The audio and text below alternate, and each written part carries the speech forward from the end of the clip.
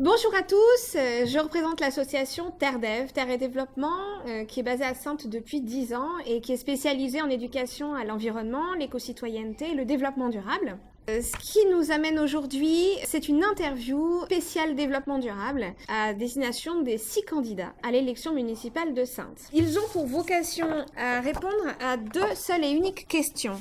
Selon vous, qu'est-ce qu'une ville durable? Et pour deuxième question, quelle est votre stratégie pour intégrer le développement durable dans votre future politique, et ce, de manière systémique?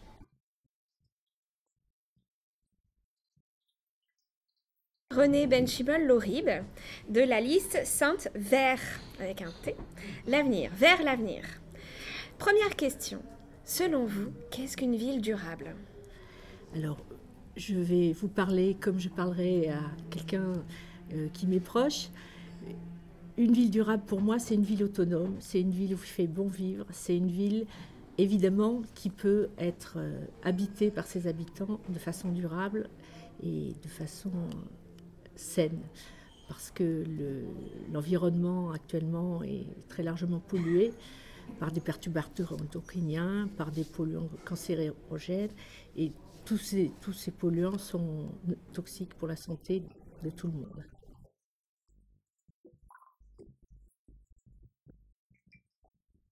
Bienvenue, Monsieur Catrou, pour la liste Sainte écologique et solidaire. Selon vous, qu'est-ce qu'une ville durable? La question est difficile, on va essayer d'y répondre dans le temps imparti. Donc à l'observation de ce qui se passe sur la planète et du changement climatique, l'écologie pour nous n'est plus une option. La dimension d'une ville et de son aglo nous semble pertinente pour agir dans ce sens-là. On ne peut envisager une ville plus écologique sans lier ce choix à des choix sociaux, économiques et démocratiques. Le programme de notre liste Sainte écologique et solidaire priorise le traitement de ces urgences. Partant du fait que Saintes a cumulé un retard catastrophique dans tous ces domaines, c'est presque un mal pour un bien. Partant de si loin, c'est un chantier global que nous abordons résolument. La vision que nous voulons porter, c'est de faire à terme de Saintes une ville modèle en matière d'écologie. Le concept, c'est l'intégration de la plus grande des paris de la biodiversité, la baisse drastique de la consommation d'énergie fossile, la lutte contre le changement climatique et ses effets immédiats, et aussi aller vers le zéro déchet, zéro plastique.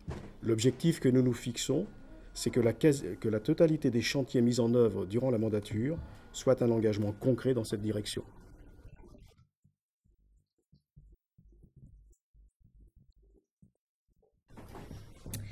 Bienvenue Pierre Dietz pour la liste Bonjour. Sainte en confiance. Alors, la première question, selon vous, qu'est-ce qu'une ville durable? Pour moi, une ville durable, c'est d'abord un objectif, c'est d'abord un projet politique. C'est ce qui va servir à guider, c'est ce qui va servir à orienter une politique d'aménagement sur du long terme. C'est le fait de pouvoir proposer un sens qui a, ou plutôt un projet qui a du sens, pardon. Un projet qui a du sens, ça veut dire qu'il y a une direction, ça veut dire qu'il y a une sensation, ça veut dire qu'il y a une sensibilité, une signification par rapport à ce projet, par rapport au concept de développement durable. La ville durable, vous me posez la question de savoir ce que c'est, mais j'ai presque envie de vous dire, ce qui est le plus important, c'est qu'on ait un territoire durable. Mais pour que ce territoire soit durable, il faut qu'il ne soit pas fragilisé. Et je pense qu'actuellement, le territoire est fragilisé.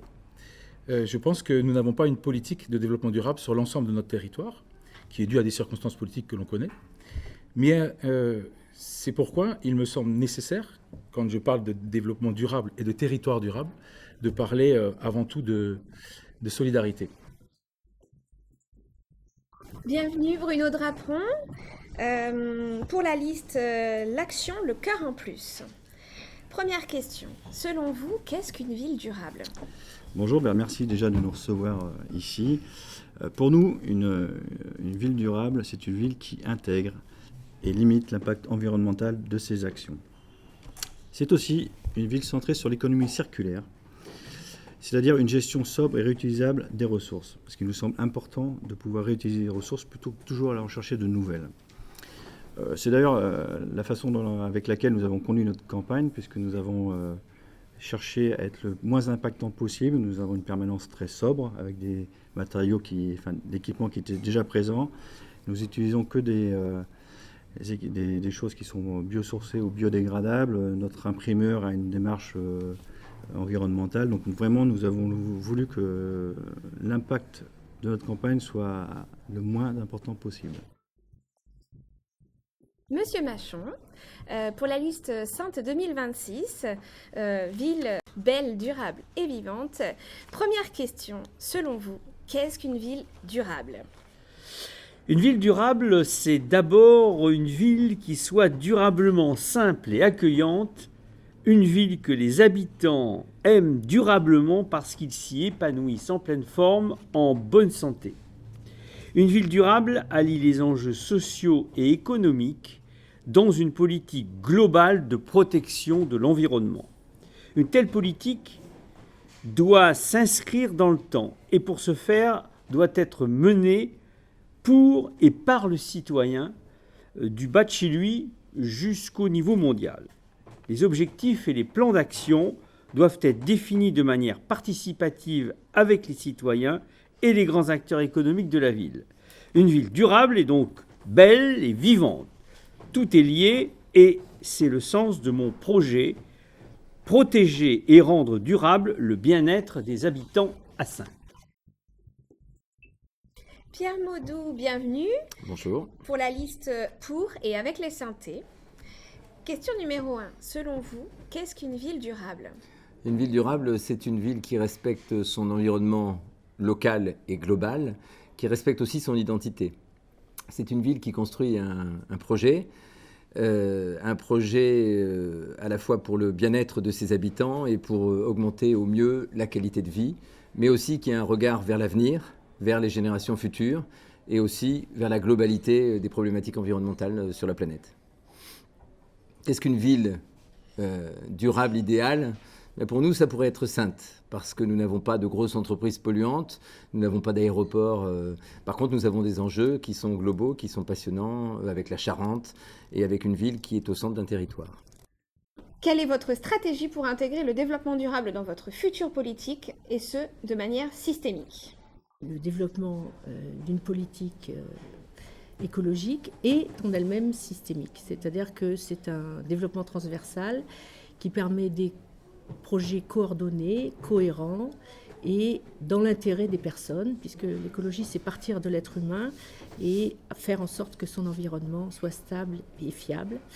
Donc son environnement, ce n'est pas que son environnement végétal, c'est aussi son environnement animal. Donc on est très évidemment attentif à la biodiversité, au maintien du bien-être animal, parce que l'homme sans les animaux ne peut pas exister. Donc l'écologie, c'est un peu comme M. Jourdain faisait de la prose sans le savoir, c'est quelque chose que normalement tout le monde fait. D'ailleurs, les autres listes en parlent beaucoup. Et nous, on voudrait ne pas en parler, on voudrait la mettre en acte, et en actes concrets qui soient utiles à tous. Alors évidemment, ce sont des actes de solidarité, de préservation de la biodiversité, mais ce sont aussi des actes de citoyenneté, parce que chaque citoyen est responsable de ce qu'il fait dans la nature et dans l'environnement qui l'entoure.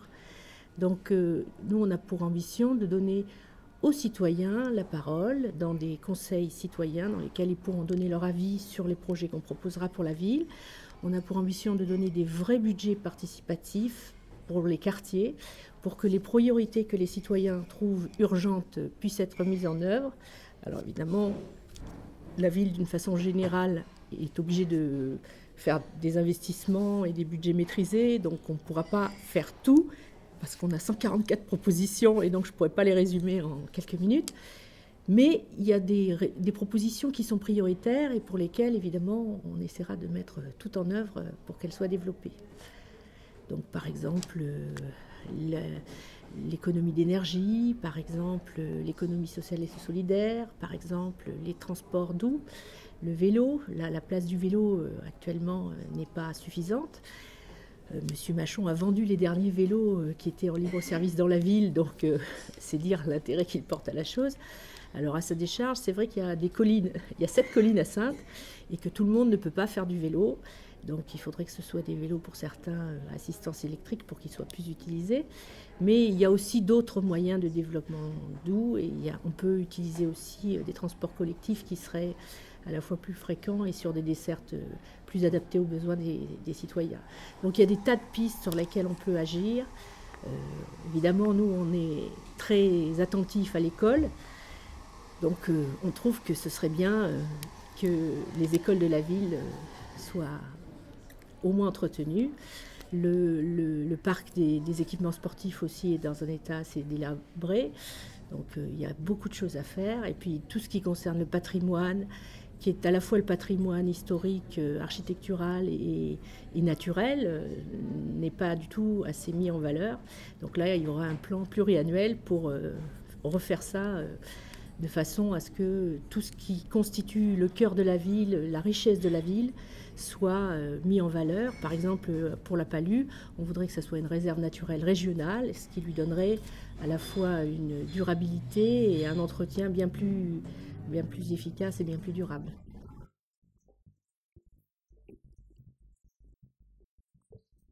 Alors, vous l'avez compris, nous envisageons toutes les mesures et toutes les décisions prises par la municipalité à travers le prisme de l'écologie. C'est ainsi que nous incluons le développement durable dans notre stratégie. En postulant à sa présidence, nous souhaitons aussi engager l'AGLO dans ce choix global et stratégique. Alors pour ce faire, notre première adjointe, Florence Bétizeau, qui travaille aujourd'hui, qui ne peut pas être là, est en charge de la dimension écologique transversale de tout notre programme. Le deuxième adjoint, chargé de la culture, du patrimoine, de la démocratie locale, Denis Piningre, est un vert. D'autres personnes éligibles portent en priorité leur engagement écolo. Barbara Rousseau, troisième adjointe chargée des mobilités. Sonia Labrousse, adjointe aux solidarités, Christine Hubert, Pascal Mergy, toutes deux pressenties pour être déléguées auprès de la première adjointe, et d'autres, Paul Pouzanet, Kim Robert et Serena Carpenito, et bien d'autres de nos candidats. Donc ce choix stratégique se traduira concrètement dans le programme par un arrêté immédiat d'interdiction des pesticides chimiques dans un rayon de 150 mètres autour des habitations et lieux d'activité, une mise à l'étude des possibilités de réduction de consommation de tous les bâtiments publics et d'installation de dispositifs de création d'énergie solaire sur tous les toits disponibles. Le conseil départemental y réfléchit aussi pour les toits de ces bâtiments. Un plan de végétalisation de la ville avec la création d'un bois pédagogique, la plantation d'arbres de nombreuses espèces, y compris fruitiers, la création d'espaces collaboratifs de cultures urbaines avec les associations Incroyables Comestibles, Saint-Fiacre et un potager municipal, l'installation de ruchers en relation avec les associations existantes Belle-Rive, par exemple, et les actions initiées par le conseil départemental auprès des collèges, et nous contribuerons à développer les cultures favorables aux pollinisateurs. Nous mettrons en place une filière bio, comprenant la formation, en soutenant et développant le lycée agricole de Chadignac, en travaillant à la création d'une formation post-bac dédiée, le soutien à l'installation de fermes bio et aux cultures vivrières, plus le lin, le chanvre, l'élevage soucieux du bien-être animal, le soutien au commerce direct avec les associations court-circuit, par exemple, et les commerçants de secteur, la production de produits bio pour fournir les services de restauration collective qui confectionneront des repas bio pour les établissements scolaires et les EHPAD, et enfin la gestion des déchets et la mise en place de compostage collectif destiné aux utilisateurs urbains et périurbains. Nous prévoyons un plan de mobilité douce et active qui comprendra l'amélioration du service des bus, en adoptant les horaires aux besoins, y compris le dimanche, la transition progressive vers la gratuité, en commençant avec les jeunes de moins de 21 ans, la création de circuits pédestres et cyclables en ville et reliant les communes de l'agglo, et un service de location de vélos entièrement revu. Prévoyons la liaison entre les parkings aux entrées de la ville et le centre par des navettes gratuites, une plateforme centralisée de livraison des marchandises pour une desserte par des vélos cargo vers les lieux de destination. Nous prévoyons la création d'un pôle d'attractivité pour les entreprises innovantes en matière d'amélioration du milieu, le secteur le plus créatif d'emploi pour les décennies à venir, en lien notamment avec l'association Axe Vert, le contact est en cours, et la requalification dans ce sens des locaux disponibles, Saint-Tronique, entrepôt devenu vacant de la COP Atlantique, les autres des commerces vides depuis longtemps. Nous voulons aller vers une mise en régie publique de l'eau pour notamment remettre en état le réseau et éviter les pertes aujourd'hui immenses. Et nous voulons instaurer une tarification sociale comme la gratuité des 50 premiers litres par jour et par personne et la taxation progressive des plus gros consommateurs. Nous protégerons la source de l'UCERA et nous mettrons en place des dispositifs de récupération des eaux de pluie. Nous préserverons les zones naturelles, dont la Palue. Voilà. La réorganisation de la collecte des déchets et du tri pour éviter les dépôts sauvages. Parallèlement, la mise à l'étude d'un plan zéro déchet, zéro plastique. Nous avons le projet d'une navette fluviale entre le camping et Saint-Sorlin ainsi que la desserte du centre et des quartiers riverains, rive gauche et rive droite, avec des embarcations non polluantes type Palissy 3. Et enfin, au cœur de notre démarche, l'incitation à ce que la population soit source d'idées et de projets dont la mise en œuvre sera favorisée par le budget participatif alloué aux assemblées de quartier. Et ce budget participatif sera un de nos axes de la présente campagne électorale.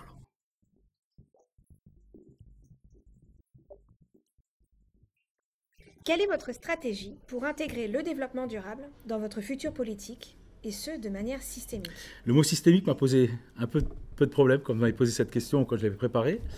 Donc je vais quitter ma casquette de candidat pendant 30 secondes et je vais prendre celle d'universitaire, puisque si on prend une analyse systémique d'un point de vue épistémologique, c'est bien l'ensemble des études d'objets qui semblent complexes de par leurs échanges, que ce soit dans le vivant, que ce soit dans l'organisation sociale ou que ce soit pour un objet technique. Je ferme la parenthèse.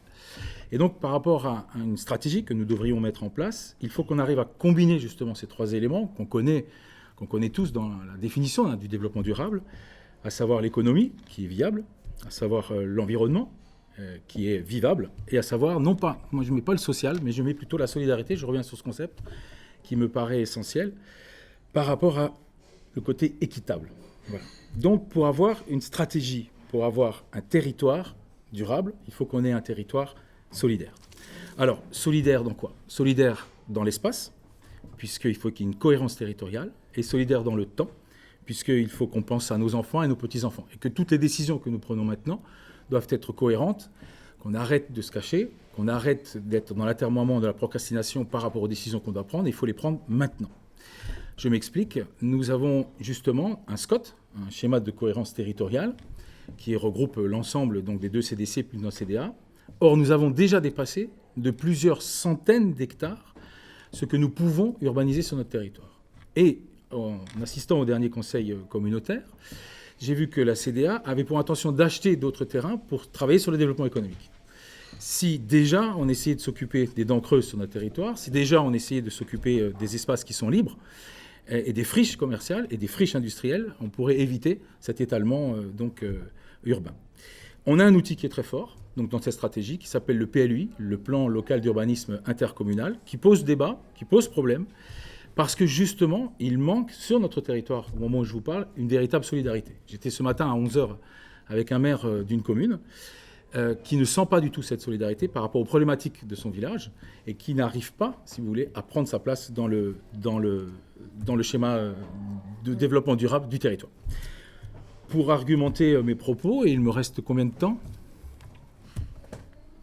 2 minutes. 2 minutes. Eh bien, il me reste 2 minutes pour vous parler de la transition écologique, qui peut être une traduction de ce développement durable.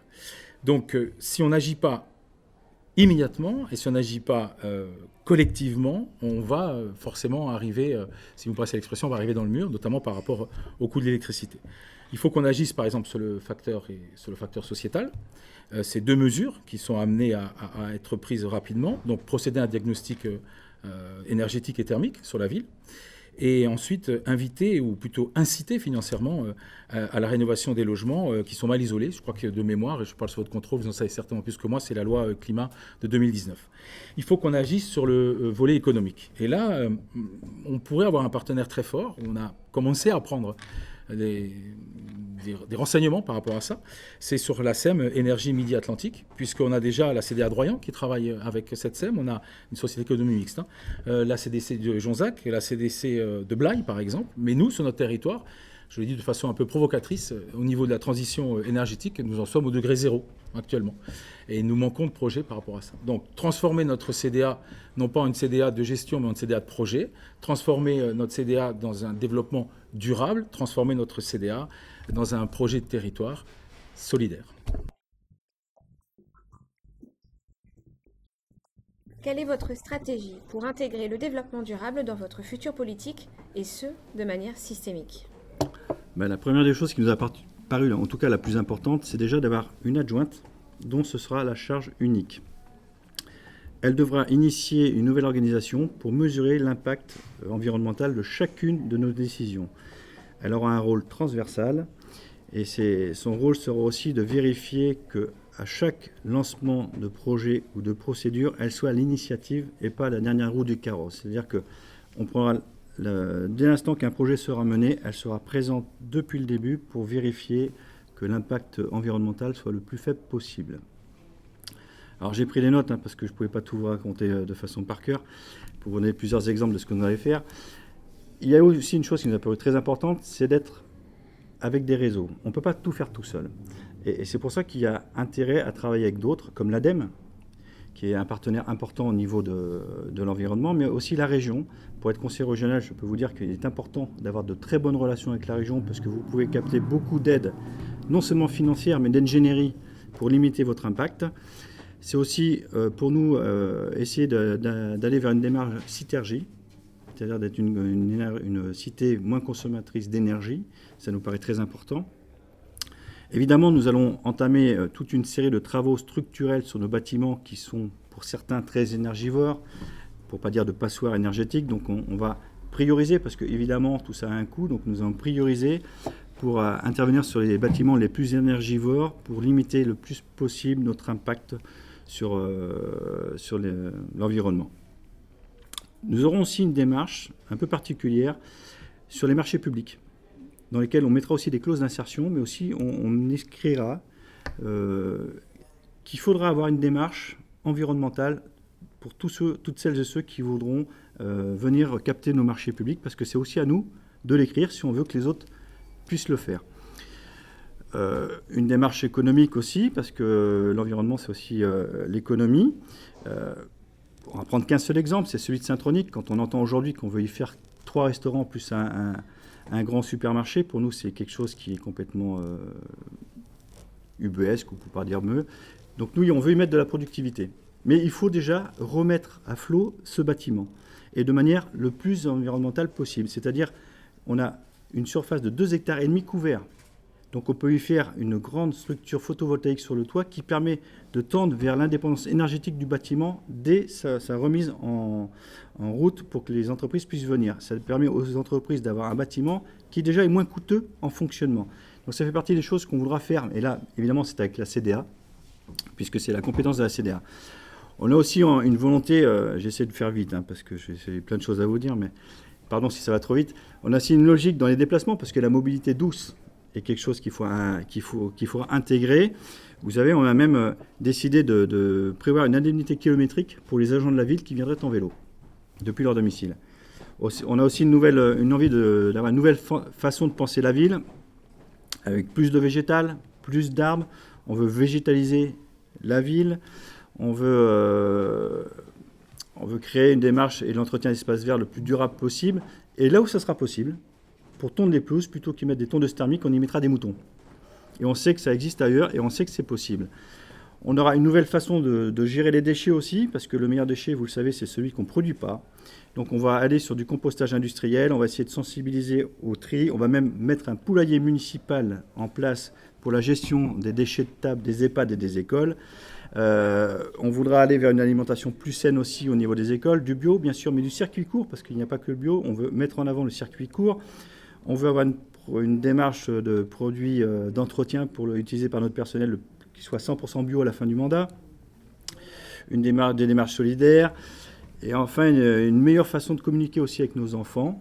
Donc on a vu, je viens de discuter avec une troupe de théâtre qui est prête à faire des interventions dans les écoles, parce que ça nous semble indispensable d'être au premier chef, c'est-à-dire d'aller chez les plus petits pour avoir une culture environnementale. Et souvent, on s'aperçoit qu'ils en transmettent beaucoup d'infos à leurs parents, et c'est plutôt intéressant. Enfin voilà, vous voyez, on a vraiment l'envie d'être le moins impactant possible durant tout ce mandat. Et je crois qu'il était important pour nous, en tout cas c'était le choix de l'équipe, d'avoir une adjointe dont ce sera la seule charge. Et vraiment de façon transversale pour vérifier que tout ce qu'on fera soit le moins impactant possible pour l'environnement. Merci beaucoup, Monsieur Drapon. Je vous en prie. Merci à vous pour ce bon moment.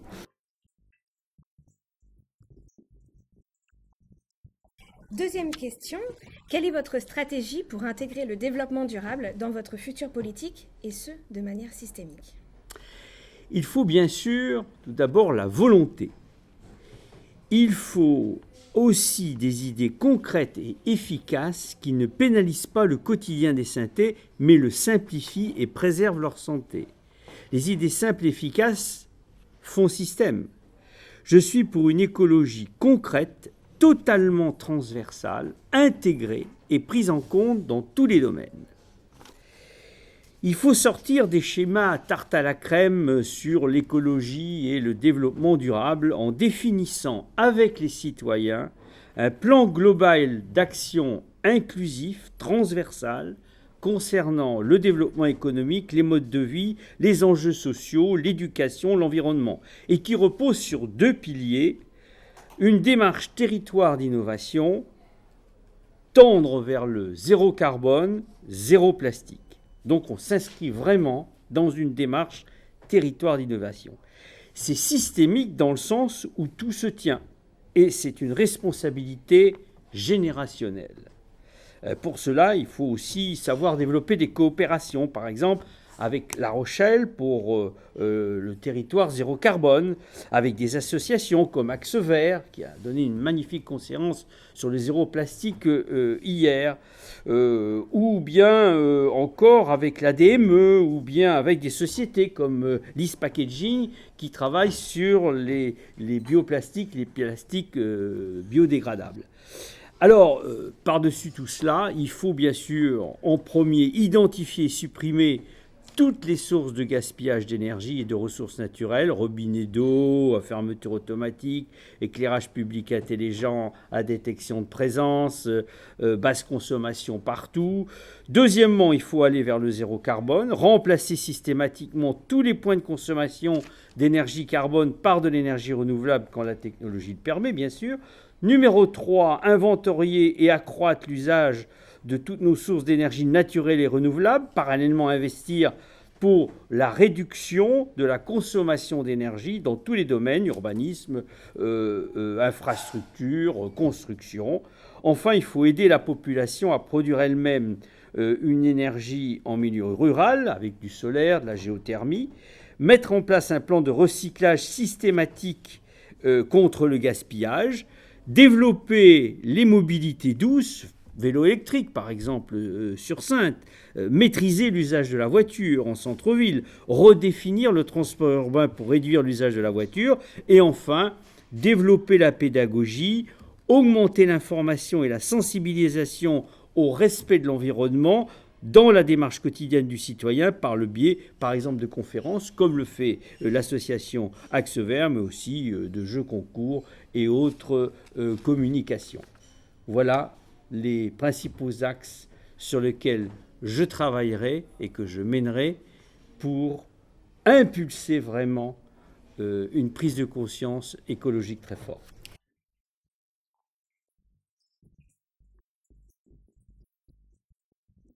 Quelle est votre stratégie pour intégrer le développement durable dans votre future politique, et ce, de manière systémique ? D'accord. Notre stratégie, elle est triple.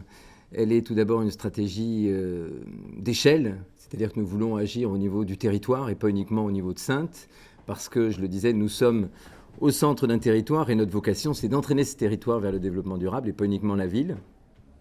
Un deuxième axe stratégique, c'est le fait que nous souhaitons non pas affronter ou être confrontés au développement durable comme une contrainte, mais s'en servir comme un levier de développement. Et nous souhaitons être vraiment, demain, faire de Saintes un territoire moteur en développement durable, identifié, reconnu, et que ça participe à son attractivité.